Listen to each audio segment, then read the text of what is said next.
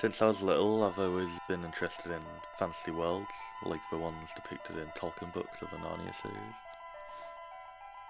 I always played with friends in the playground as well at school, and we'd pretend to be powerful wizards or warriors. That's definitely where it evolved from, I'd say. I was also encouraged a lot by my older brother.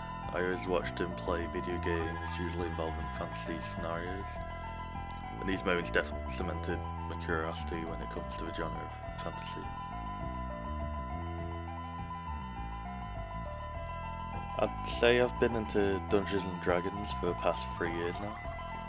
Once I came to university, it definitely became a bigger hobby than I thought it would originally.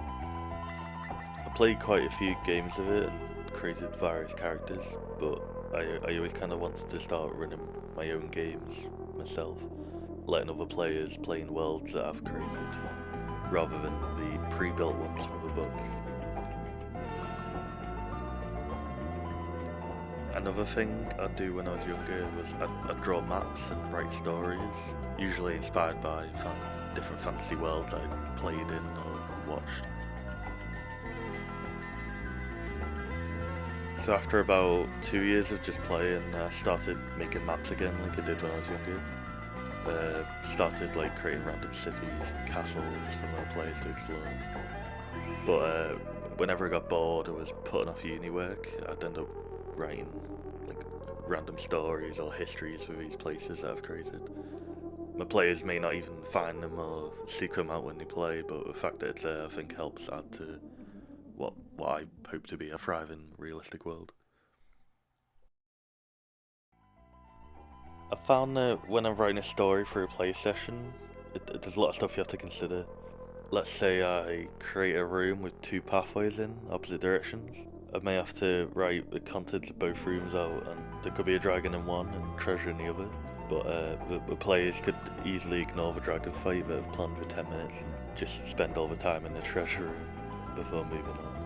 I think in that aspect, it's a lot easier to write for film than sessions like this. It's a lot more straightforward.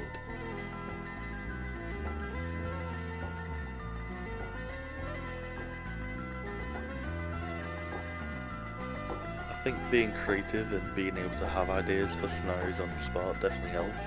It also lends itself to thinking of film ideas too, so my head is constantly churning out stuff to include in either my film projects or my D&D scenarios.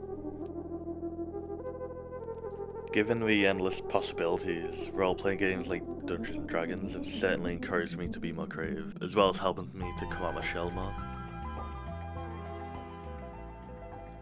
In my second year of uni, I was actually chosen to become the president of the Tabletop Society.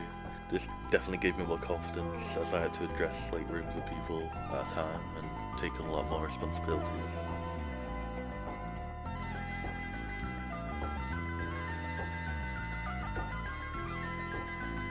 Without being cheesy, I'd absolutely say that role-playing games are definitely a great way to broaden your horizons. And the best bit is you don't even have to leave the table.